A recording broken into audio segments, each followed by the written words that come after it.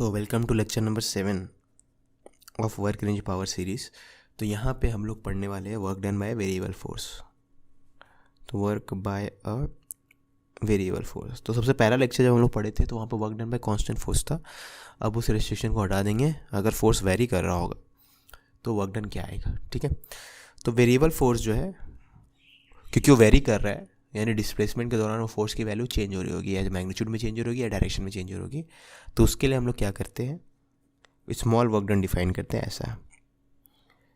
ठीक है, तो एक्चुअली में वर्क ऐसे ही डिफाइन किया गया है, डी डब्ल्यू है एफ डॉट डी एस। ठीक है, अगर टोटल वर्क डन निकालना है तो आपको डी डब्ल्यू का इंटीग्रेशन करना होगा।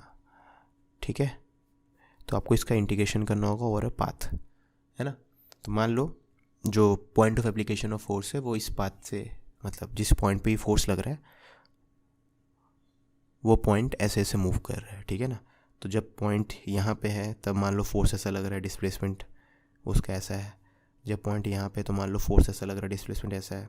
जब पॉइंट यहाँ पे है तो ऑफ कोर्स डिस्प्लेसमेंट इस तरफ है, फोर्स कुछ मान लेते हैं ऐसा लग रहा है, एंड सो ऑन। तो कुछ भी हो सकता है। तो आप हर स्मॉल, मतलब पूरे डिस्प्लेसमेंट को स्मॉल स्मॉल पार्ट्स में तोड़ दो। स्मॉल पार्ट्स में तोड़ने से क्या फ़ायदा है, स्मॉल पार्ट के लिए फोर्स चेंज नहीं हो सकता। ठीक है ना, बहुत ही छोटे डिस्प्लेसमेंट के लिए कैसे फोर्स चेंज होगा। ठीक है, तो बहुत ही छोटा डिस्प्लेसमेंट जब मैं बोल रहा हूँ तो फोर्स चेंज हो नहीं सकता। तो पूरे पाथ को, चाहे कितना भी कॉम्प्लिकेटेड पाथ हो, उसको बहुत ही छोटे छोटे डिस्प्लेसमेंट तोड़ दो और हर छोटे डिस्प्लेसमेंट के लिए वर्क डन निकाल लो और इन सब वर्क को ऐड कर दो, इंटीग्रेट कर दो, तो आपको वर्क डन मिल जाएगा। ठीक है, ओके। अब यहीं से तो आप देख सकते हो कि अगर F इज कांस्टेंट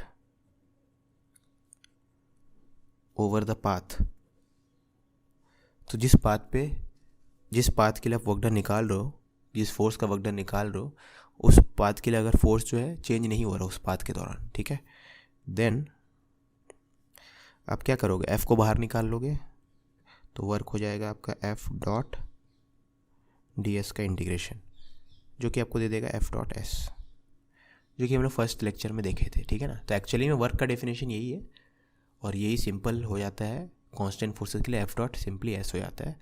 अगर वेरिएबल फोर्स है तो आपको ऐसे निकालना पड़ेगा वर्क डन। ठीक है, तो ये तरीका तो ऑफकोर्स सबके लिए वैलिड है, चाहे वेरिएबल फोर्स हो या कांस्टेंट फोर्स हो।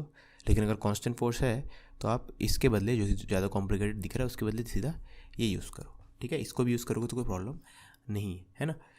तो अब इसके ऊपर कुछ क्वेश्चन हम लोग कर ले।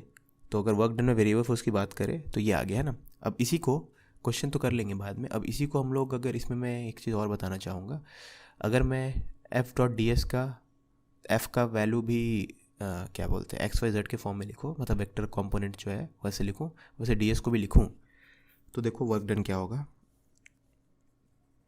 अब फोर्स का जो है तो 3 कंपोनेंट होगा जनरली स्पीकिंग। ठीक है, वैसे जो स्मॉल डिस्प्लेसमेंट है उसका भी 3 कंपोनेंट होगा। तो मान लेते हैं स्मॉल डिस्प्लेसमेंट का एक्स है डी एक्स, वाई है डी वाई और जेड वाला पार्ट है डी जेड। ठीक है, तो आपको पता है dot product F X D x, खाली एक्स वाला पार्ट एक्स से, वाई वाला पार्ट वाई से और जेड वाला पार्ट जेड से। तो स्मॉल वर्क डन इतना है। ठीक है, अब अगर स्मॉल वर्क डन इतना है तो टोटल वर्क डन निकालने के लिए आप क्या करोगे, इसका इंटीग्रेशन करोगे। ठीक है, तो यानी x का इनिशियल वैल्यू और x का फाइनल वैल्यू, वैसे y के ऊपर इंटीग्रेशन करेंगे तो y का इनिशियल वैल्यू, y का फाइनल वैल्यू, और z के लिए करेंगे तो z का इनिशियल, z का फाइनल। मान लो इस पॉइंट से इस पॉइंट की बात हो रही ना, तो इस पॉइंट पे x2 है, y1 है, z0 है, और इस पॉइंट पे x3 है, y4 है और z-2 है, मान लेते फॉर एग्जाम्पल। ठीक है, तो उसके हिसाब से यहाँ पे अगर इस पाथ के लिए वर्क डन निकालना है आपको, तो इनिशियल वैल्यू ऑफ x कितना है, 2 है, फाइनल वैल्यू ऑफ x कितना है, 3 है, तो 2 और 3 पुट कर दो।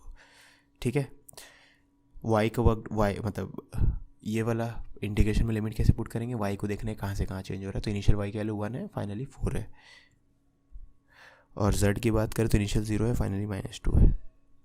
ठीक है, तो अगर आपको फोर्स जो है एक्स वाई जेड के फॉर्म में पता है तब ये वर्क डन निकालना बहुत ही आसान है।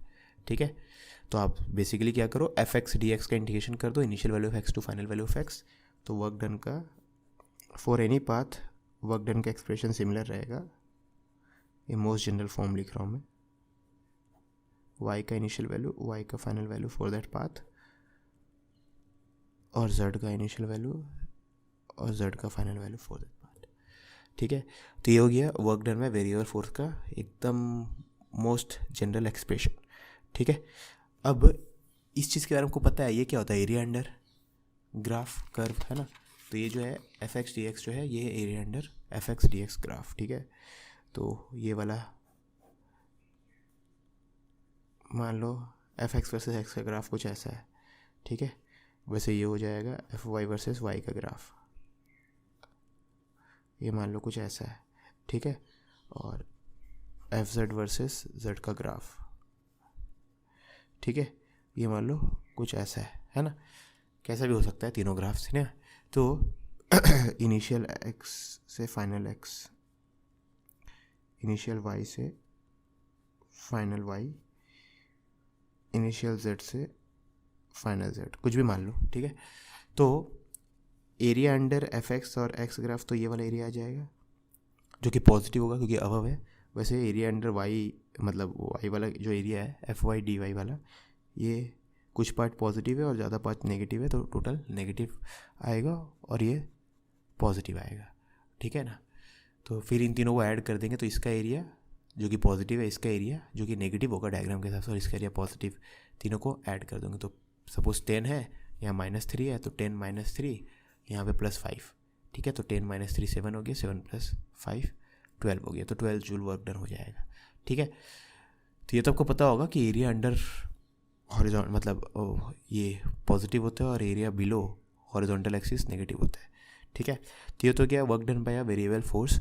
अब नेक्स्ट लेक्चर में हम लोग work done by variable force का एक स्पेशल केस लेंगे जो कि स्प्रिंग फोर्स, ठीक है। आप कुछ भूल रहे हो। ईमानदारी से बताना, करना है नहीं करना, करना है तो करो ना भाई, क्यों नहीं कर रहे।